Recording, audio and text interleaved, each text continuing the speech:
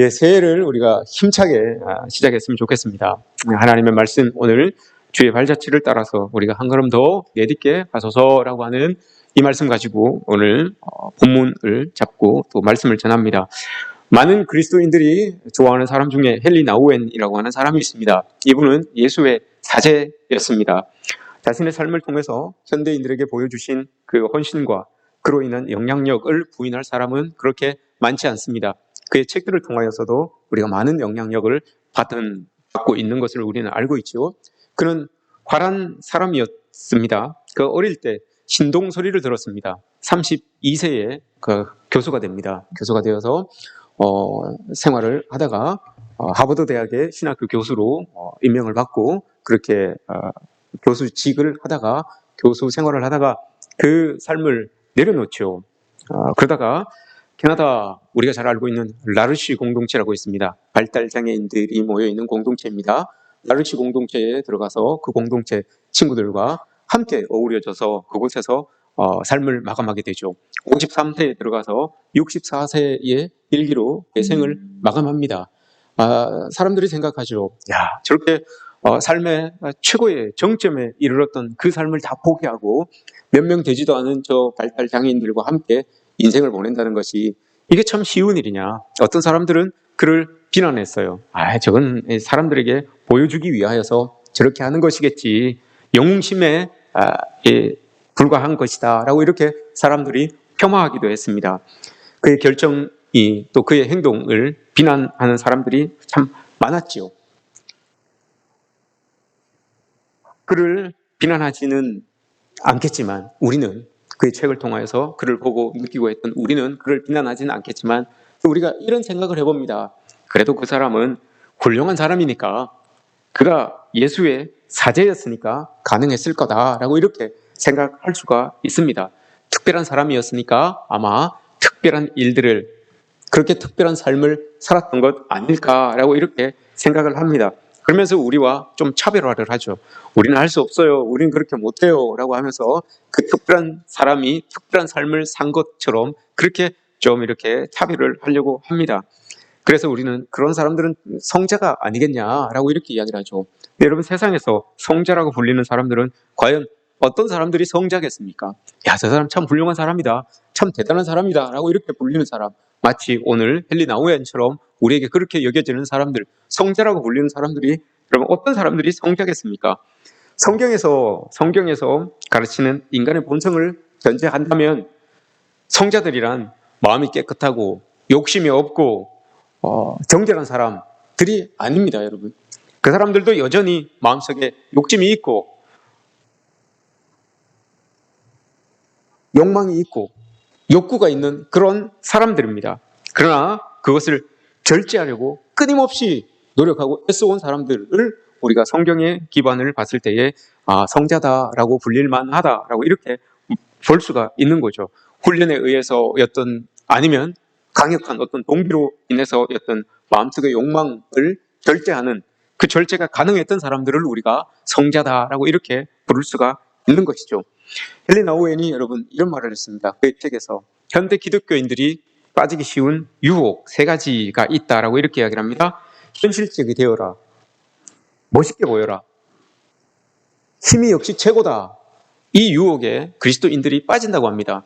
근데 여러분, 그가 책에서 이렇게 밝힌 것과 같이 이 헨리 나우엔은 자기는 성자라서 특별한 사람이라서 이런 유혹에 전혀 빠지지 않는 사람이었기 때문에 내가 이런 말을 합니다 라고 하지 않아요. 여러분, 그도 이런 유혹이 있었던 거죠. 이런 유혹이 있어서 자랑하고 싶고 힘을 가지고 싶었고 멋있게 보이고 싶었던 그런 모습들이 있었던 거죠. 그러나 그가 열심히 노력하고 애쓰고 힘써서 여러분 그 유혹들을 이겨내는 경험들이 있었던 거예요. 그래서 여러분 그가 이렇게 경고를 하는 겁니다. 현대 그리스도인들에게 이런 유혹이 있습니다. 근데 나도 열심히 노력해서 애써서 이 유혹을 이겨내고 있습니다. 그러니 여러분들도 이 유혹을 이겨내야 됩니다. 라고 하는 그런 이 마음에서 이렇게 이 유혹이 있습니다. 라고 이렇게 경고의 메시지를 주고 있는 겁니다. 그렇다면 여러분 그가 라르시 공동체에 들어가서 장애인들과 함께 생활하며 지냈던 그것이 정말 저 사람이 영웅심에서 결정한 것이 아니구나. 그가 라르시 공동체를 선택했던 그 행동도 성자라서 쉬웠던 것이 아니라 많은 갈등과 자신과의 싸움의 결과이고 과정이었다라고 이렇게 보아야 되는 거죠. 저 사람은 성자니까, 저 사람은 할 수 있는 사람이니까 쉽게 결정해서 모든 것들을 다 내려놓고 라르시 공동체에 들어갔구나 이렇게 생각하는 것이 아니라 그 결정을 하기 위하여서 여러분 그곳에 들어가기 위하여서 그도 애썼다는 거예요. 유혹도 있었고 그 삶의 절정의 자리에서 누르고 싶은 것도 많았지만 그렇게 하지 않았던 것은 자기도 여러분 애썼다는 거예요. 노력했다는 거예요. 그래서 결과적으로 그곳을 선택하고 들어갔다라는 거죠. 여러분들도 마찬가지겠지만 여러분 성자들이라고 하여서 여러분 마음속에 갈등이 없는 게 아니에요. 훌륭한 사람들이라고 해서 마음속에 여러분 욕심이 없는 게 아니에요. 여러분 성자라고 여러분 아무 이유도 없는데 뺨을 딱 맞았는데 기분 좋을 성자가 어디 있겠습니까? 여러분 기분이 좋겠습니까? 아무리 성자라고 해서 여러분 뺨을 딱 맞아도 화가 나지 않고 모욕을 당해도 보복하고 싶은 마음이 없고 또 춥고 배고프면 여러분 따뜻한 곳을 찾고 편안한 숙식이 그리워지는 게 이게 당연한 거예요. 성자라고 해서 여러분 춥고 배고픈데도 불구하고 길거리에서 나가서 그렇게 하는 게 막 이렇게 즐겁고 좋다면 저는 그 성자를 존경하지는 않겠습니다. 그냥 부러워할 수는 있겠죠. 아무리 배가 고파도 배고픔을 느끼지 못하고 모욕을 당하여도 감정을 드러내지 않고 이게 여러분 뺨을 맞아도 이 보복하고 싶은 그런 마음이 없고 한다면 그건 여러분 부러움의 대상은 될 수 있어요. 그러나 그게 존경의 대상은 되지 않을 겁니다. 한번 예를 들어서 한번 생각해 보십시오, 여러분. 뺨을 딱 때렸는데 여러분들 뺨을 딱 때렸는데 아무런 반응을 하지 않고 모욕을 막 주었는데도 아무런 수치심이 없이 그냥 지낼 수 있다면 여러분 이게 부러움입니까? 이게 존경입니까? 존경입니까, 여러분? 존경의 대상이 되겠습니까? 그러면 여러분들은 다 로봇을 존경해야 됩니다. 로봇은 여러분 아무리 때려도 아무 말도 안 해요. 모욕을 느끼지 않아요. 감정 자체도 여러분 없어요. 그냥 부러운 거죠. 야, 저 상황에서도 화를 내지 않으니 참, 야, 대단하다라고 이렇게 느낄 수는 있어요. 그러나 그게 존경의 대상은 되지 않는다는 겁니다. 우리가 성자라고 불리는 그 사람들을 존경하는 이유는 그들이 여러분 전성적으로 그런 것들을 이길 수 있는 능력을 가진 사람들이라서가 아니라 그들이 추구하는 바른 삶을 위해서 당장의 욕망과 이 충동, 이걸 억제하는데 최고의 본을 보였기 때문에 우리가 존경하는 겁니다. 전성적으로 그렇게 타고나서 그것이 아니라 그들도 추구하고 있는 그 바른 삶을 살기 위하여서 억제하고 누르고 절제하고 하는 그거, 여러분 그게 최고이기 때문에 우리가 본을 받으려고 하고 그들을 최고로 여기는 것 아니겠습니까? 예수님의 은혜로 천국 백성이 된 하나님의 사람들이 소원하는 것이 있습니다. 우리를 두고 이야기하는 거죠. 우리가 다 소원하는 게 있어요. 바라고 원하는 게 있어요.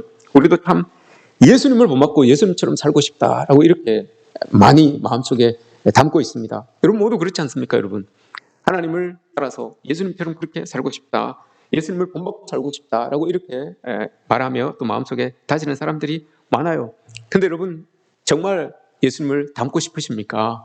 정말 여러분 예수님처럼 살고 싶으십니까? 그러면 예수님처럼 여러분 뺨을 탁 맞아도 오른쪽을 돌려댈 수 있어야 되는 거죠.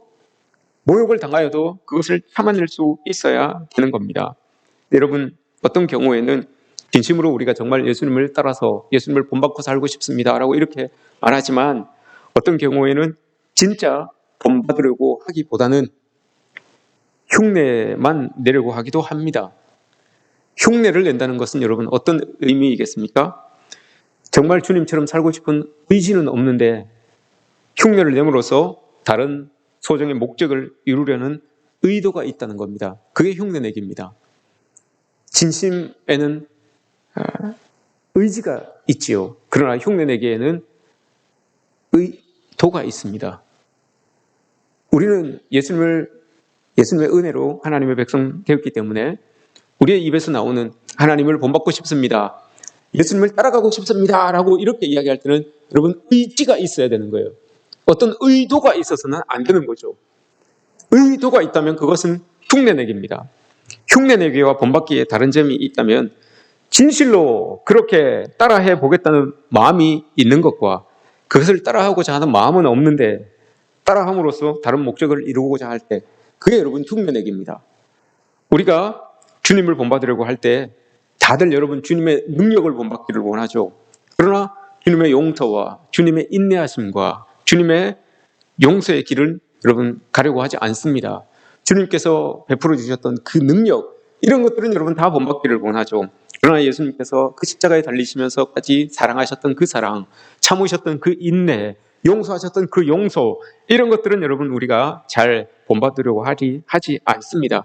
우리가 이 땅을 살아가면서 예수님을 본받고 살아가겠다고 말하면 이것은 어떤 일이 있어도 내가 주님이 부르시는 그날까지 그 길을 가겠다라고 하는 그런 의미가 담겨져 있는 겁니다. 내가 주님 뜻대로 살겠습니다. 주님을 본받고 살겠습니다라고 하는 것은 어떤 상황 속에서도 여러분 주님이 보내주신 용서와 인내와 이런 것들을 끝까지 가지고 가겠습니다. 이런 말이에요. 근데 흉내내기는 그냥 가다가 어느 만큼 가다가 일정 기간 그런 모습을 보여줌으로써 내 마음속에 가지고 있는 더 큰 욕망을 얻으려고 하는 것. 여러분 이게 흉내내기입니다. 그리스도인으로서 주님을 닮고 주님을 따라 살고 싶은 간절한 마음이 있지만 실제로 여러분 우리가 그렇게 살 자신이 없어서 주님을 따르고 싶다라고 말하기조차도 조심스러울 때가 또 있습니다. 그렇게 망설여질 때도 있습니다. 그런데 여러분 생각해 보십시오. 우리가 죽을 수밖에 없는 영혼들이 하나님의 은혜로 예수 그리스도의 그 은혜로 구원을 받았습니다. 생명을 받았습니다.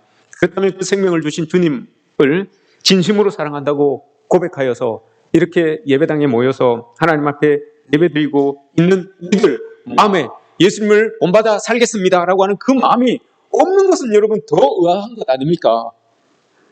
그렇게 예수님께서 우리를 사랑하여 주시고 십자가에 돌아가시기까지 우리를 구원하여 주셨는데 그 사랑으로 우리가 구원함을 받았다고 고백하면서 예배까지 드리고 있는 우리가 우리의 마음속에 그런 우리의 마음속에 예배드리고 있는 우리의 마음속에 내가 예수님을 본받겠습니다라고 하는 그 마음이 여러분 있지 않다면 그게 도리어 의아스러운 것 아니겠습니까? 그게 도리어 더 이상한 것 아니겠습니까? 헨리 나우엔의 이야기를 한 번 더 하도록 하겠습니다. 여러분 헨리 나우는 자신의 책 예수의 이름으로 In the name of Jesus Christ라고 하는 그 책에서 여러분 그 유혹을 물리치기 위하여서 나도 싸웠습니다 라고 이렇게 이야기를 해요. 나도 싸웠습니다. 어떻게 싸웠습니까? 자기가 책을 쓸 때 이렇게 이야기를 합니다. 예수님께서 베드로에게 여러분 물었습니다. 네가 나를 사랑하느냐라고 이렇게 물었죠. 근데 그 물음을 이야기하면서 네가 나를 사랑하느냐라고 하는 그 질문을 나에게 던졌습니다. 그리고 나는 그 질문에 답을 찾기 위하여서 노력하였습니다. 내가 정말 예수님을 사랑하고 있는가? 내가 정말 예수님을 사랑하고 있는가? 그 질문에 대한 답을 내가 찾으려고 노력하였습니다. 그 답을 찾아가는 과정에서 내린 결론이 바로 라르시 공동체에 들어간 것입니다. 그 결론이 바로 네가 나를 사랑하느냐라고 하는 그 질문의 답이었습니다. 라고 이렇게 이야기를 한 거예요. 그러니까 얼마나 여러분 하나님을 사랑하는 모습이 사랑하는 것이 얼마나 힘들고 어려운 결정이라는 것을 여러분 그가 알았어요. 그리고 그 결정을 내려서 라르시 공동체에 자기의 모든 것들을 다 내려놓고 장애인들과 함께 평생을 지냈던 그 결정을 내렸던 거예요. 그러니까 그 결정이 후회가 없는 거죠. 오늘 여러분 우리가 이 질문을 우리도 그대로 받기를 원합니다. 네가 나를 사랑하느냐? 이 예수님께서 베드로에게 던졌던 이 질문을 그럼 이렇게 바꿔보십시오. 네가 정말 나를 본받기를 원하느냐? 본받으면서 살기를 원하느냐? 이 질문으로 바꿔서 오늘 본문을 보셨으면 좋겠습니다. 그럼 여러분 답이 나와요. 네가 정말 나를 본받기를 원하느냐라고 하는 이 질문, 여러분 이 질문을 마음속에 이렇게 새기면서 오늘 본문을 한번 보시기를 바랍니다. 오늘 베드로가 여러분 이 말씀, 오늘 읽었던 이 말씀을 누구에게 하느냐? 사환에게 합니다. 8절 말씀에 보면 사환에게 이야기를 합니다. 사환들아, 너희가 18절 말씀에서 사환들아, 범사에 두려워함으로 주인들에게 순종하되 선하고 관용하는 자들에게만 아니라 또한 까다로운 자들에게도 그리하라 라고 이렇게 말합니다. 까다로운 주인에게도 그리하라. 참으라 이 말입니다. 참으라라고 이렇게 이야기를 하고 있습니다. 사환들, 그냥 주인들에게 순복하는 그런 사람들입니다. 사환이라고 하는 이 사람은 오이케테스라고 합니다. 이 말에서 나온 말이 오이코스, 집입니다. 집에 있는 종, 이걸 사환이라고 합니다. 오이케테스. 근데 그 사환은 종을 이야기하고 또 노예를 이야기도 합니다. 그들에게는 주인이 있어요. 오늘 본문에서도 보시는 것처럼 사환들아, 주인들에게, 그죠? 18절 말씀을 보시면 주인들에게 순종하고 라고 이렇게 말합니다.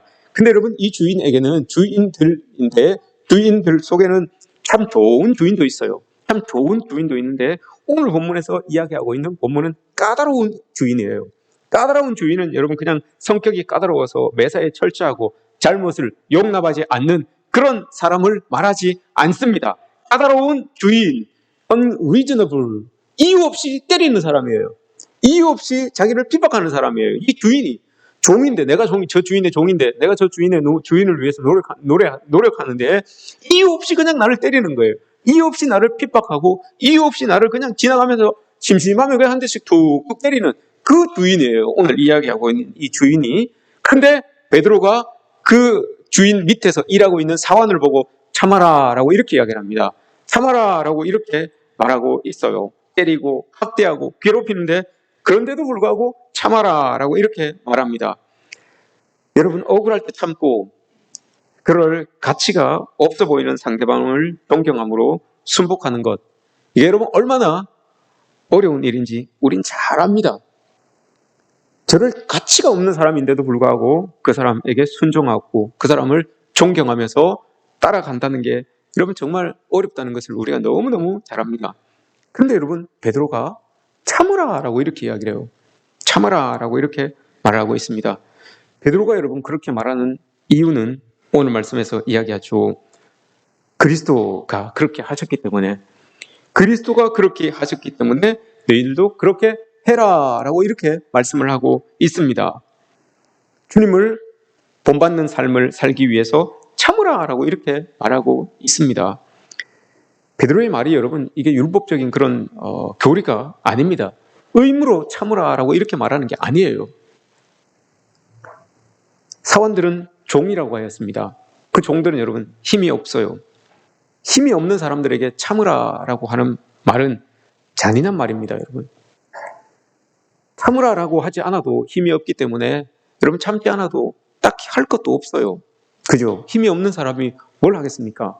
힘이 없는 사람인데 억울하고 당해도 여러분 뭘 어떻게 할 수가 없어요. 힘이 없는 사람이라서 대들 수도 없는 것이고요. 어떻게 할 수가 없어요. 그럼 베드로가 이 상황에서 야, 참지 말고 내가 내 힘을 좀 버텨줄 테니까 뭔 말이라도 해라. 네가 좀 들고 일어서서 너의 그 부당함을 좀 이야기해라 라고 이렇게 베드로가 이야기를 해야 되는데, 그죠? 힘 없어서 그렇게 당하고 있는 사람에게 그렇게 이야기해야 되는데 베드로는 참아라 라고 이렇게 이야기를 합니다. 내 힘을 버텨줄 테니까 네가 내 힘 갖고 함께 일어나서 우리가 좀 어떻게 해보자 라고 이렇게 이야기를 해야 되는데 베드로가 그렇게 말하지 않아요.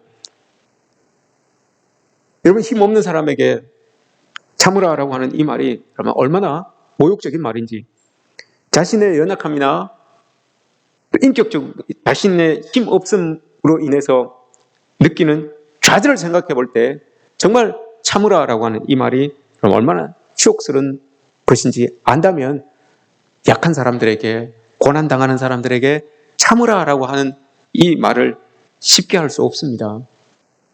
쉽게 못해요. 내가 약해봐서 알아요. 내가 치욕을 당해봐서 알아요. 그런데 그것을 똑같이 당하는 사람이 있어요. 근데 그 사람에게 참으라라고 이렇게 말하는 것은 여러분 얼마나 치욕스러운 것인지 모릅니다. 그런데 여러분, 베드로가 그렇게 이야기를 하고 있어요. 베드로가 여러분 원래 이런 사람이 아니잖아요. 베드로를 우리는 어떻게 알고 있습니까? 베드로를 여러분, 베드로는 욱하는 성질이 있는 사람이에요. 잘 참지 못하는 사람이에요. 자기 주장이 강한 사람이에요. 그래서 늘 앞장서서 막 이렇게 자기 주장을 했던 그런 사람이죠. 칼을 뽑아서 동의 길을 탁 내려쳤던 그 사람이에요. 참지 못한 사람이에요. 근데 이 베드로가 여러분 어떻게 참았을까요? 참으라라고 하는 이 말을 할 수가 있었을까요? 어떤 사람들은 그렇게 이야기를 합니다. 베드로가 오순절 성령의 사건을 통하여서 성령 받고 나니까 사람이 변했다. 그래서 참을 수 있다라고 이렇게 이야기를 합니다. 또 어떤 사람은 말하기를 사도로 부르심을 받았을 때에, 베드로가 사도로 부르심을 받았을 때에 새 사람이 되었다. 그렇기 때문에 이전 것들은 다 지나갔으니 참을 수가 있었을 것이다. 그래서 이 사람도 지금 참으라라고 하는 말을 할 수가 있을 것이다 라고 이렇게 말하는 사람도 있어요. 그런데 여러분 한번 생각해 보십시오. 우리가 일반적으로 경험하기를 참는다라고 하는 게, 사람이 변한다라고 하는 것이, 이게 여러분 단회적으로 되는 겁니까? 사람이 변한다고 하는 것은 여러분 지속적인 훈련이나 어떤 긴 시간 동안의 그런 사색, 이런 것들이 있어야 돼요.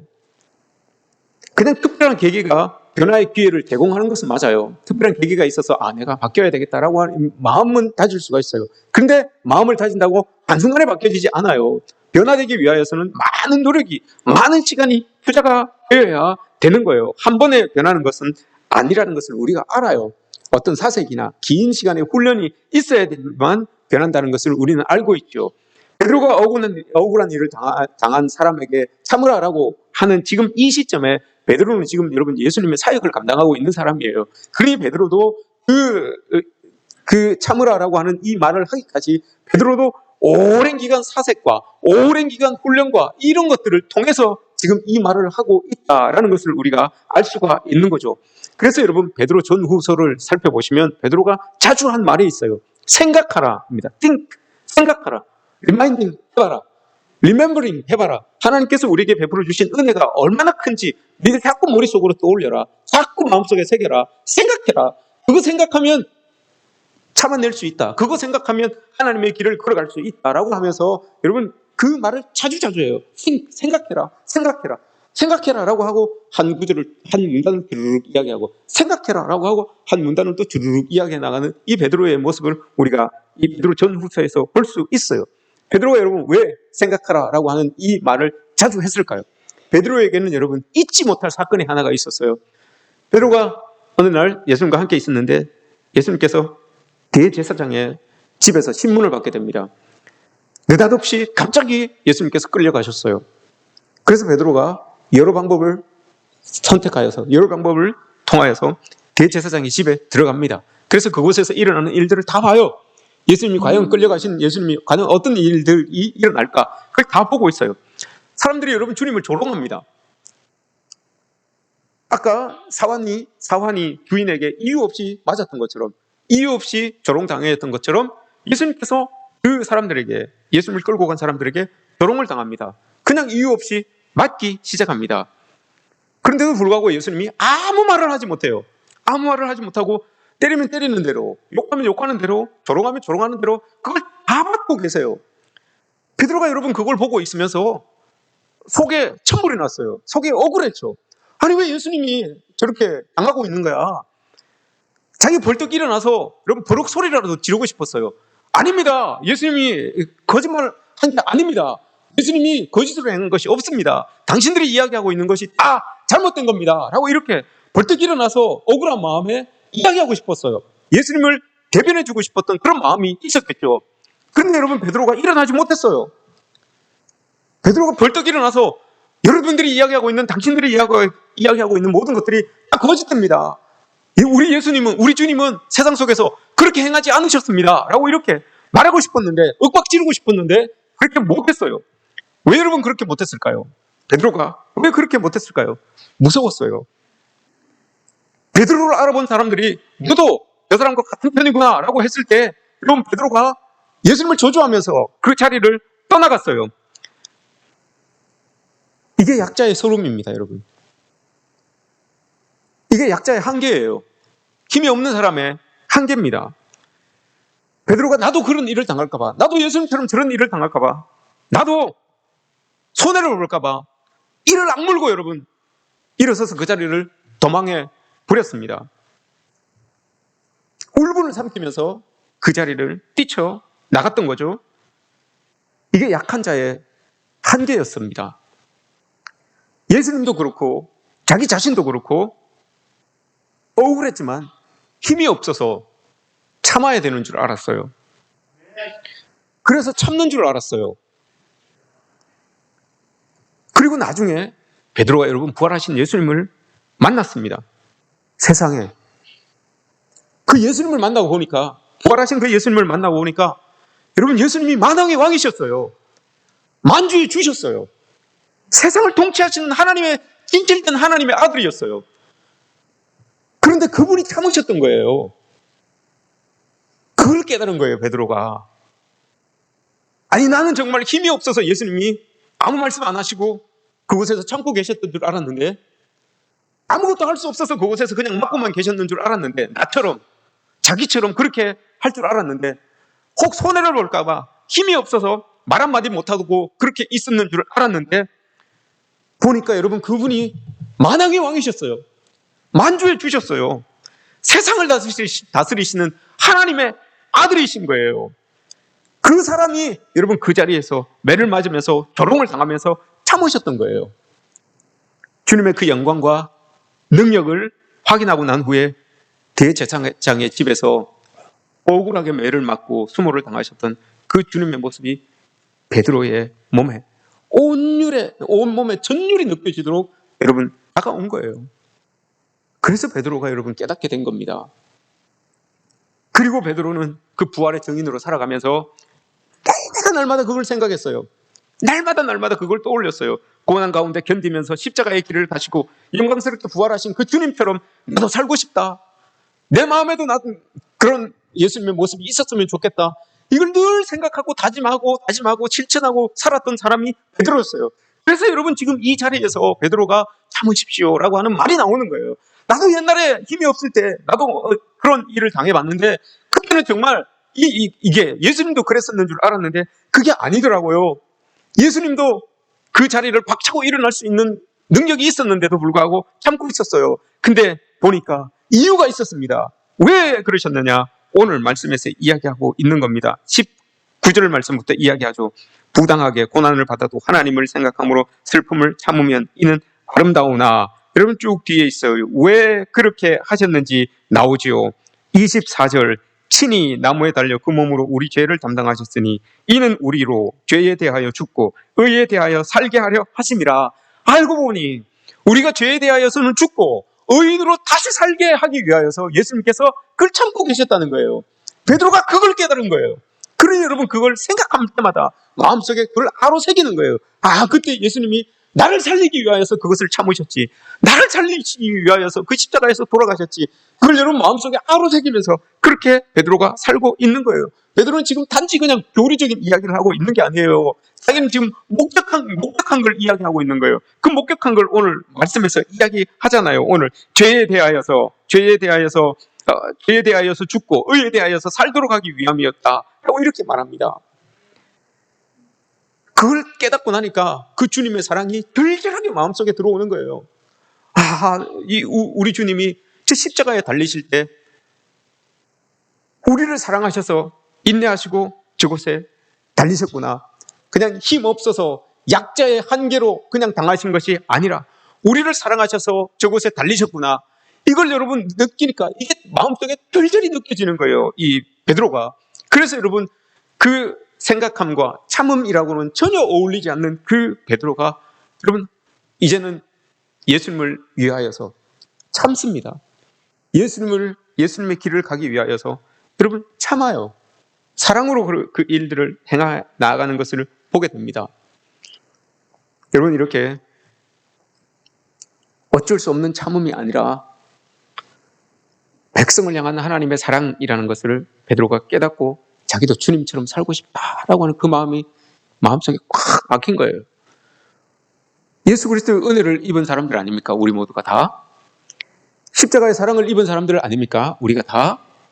그 사랑을 여러분 우리의 마음속에 절절히 느낀다면 여러분 베드로처럼 이렇게 나도 예수님처럼 살아가고 싶다, 예수님처럼 닮고 싶다라고 하는 그 마음이 우리 마음속에서 솟아나야 되는 거예요. 그 솟아남이 있어야지만 오늘 본문 말씀 21절 말씀, 너희가 부르심을 받았으니 그리스도도 너희를 위하여 고난을 받으사 너희에게 본을 끼쳐 그 자취를 따라오게 하려 하셨느니라. 그 자취를 따라오게 하셨느니라. 한 발짝 더 여러분 우리가 예수님의 그 발자취를 따라서 따라갈 수 있게 만드셨다라고 이렇게 말씀합니다.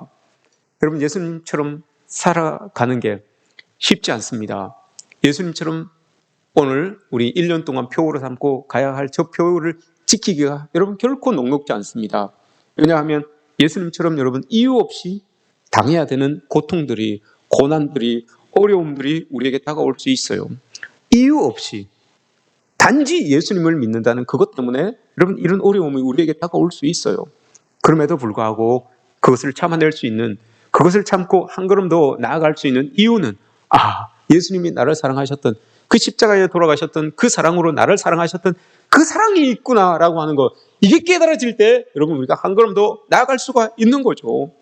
올 한 해는 여러분 예수님의 그 십자가 은혜가 먼저 한 걸음 더 내딛기 이전에 예수님의 십자가 은혜가 우리의 마음속에서 철철 넘쳐나야 돼요. 철철 넘쳐나야지만 그 예수님이 꾹 밟고 가신 그 발걸음, 자취라고 하는 게 있어요. 여러분 발자국이잖아요. 꾹 밟고 가신 그 발자국 안을 이렇게 보십시오. 여러분 그 안에 뭐가 고여져 있습니까? 예수 그리스도의 보혈이 고여져 있어요. 예수 그리스도의 보혈이 꾹 밝혀져 있어서, 고여져 있어서 우리는 여러분 죄의 발자국만 꾹꾹꾹꾹 찍고 다녔는데 그 죄의 발자국에 예수 그리스도의 보혈을 여러분 가득 채우신 은혜가 바로 십자가의 사랑입니다. 그 발자국을 여러분 우리가 밟고 가는 거예요. 그게 한 걸음 더 나가는 겁니다. 예수님이 보혈로 채워놓으신 그 발자국을 한 걸음 한 걸음 우리가 밟으면서 우리 죄악을 그 보혈로 씻어가면서 한 걸음 한 걸음 밟아가는 것, 이게 여러분 올 한 해 우리가 가야 되는 목표입니다. 그러기 위해서 예수 그리스도의 보혈의 은혜, 이게 여러분 우리의 마음속에서 철철 흘러 넘쳐야 되는 거죠. 이 은혜가 먼저는 여러분들에게 있어지기를 원합니다. 그리고 그 넘쳐져 흘러 넘친 그 발자국이 고여있는 그 보혈을 밟으면서 우리가 한 걸음 더 예수님께로 나아갔으면 좋겠습니다. 예배에도 한 걸음 더 나가셔야 되고요. 찬양에도 한 걸음 더 나가셔야 되고요. 기도에도 한 걸음 더 나가셔야 되고요. 말씀 보는 것도 한 걸음 더 나가야 되는 것이고요. 삶의 자리에서도 여러분 잘 사는 곳으로 한 걸음 더 나가야 되는 거예요. 이게 여러분 예수님께서 우리에게 원하시는 모습입니다. 올 한 해 여러분 우리가 한 걸음 더 나가기를 원합니다. 베드로처럼 힘이 없어서 손해를 당할까 봐 뒤로 물러서는 것이 아니라 한 걸음 더 나아가서 정말 하나님이 원하시는 그곳까지, 하나님이 계시는 그곳까지 여러분 우리가 나아가는 그런 축복의 한 해가 되시기를 원합니다.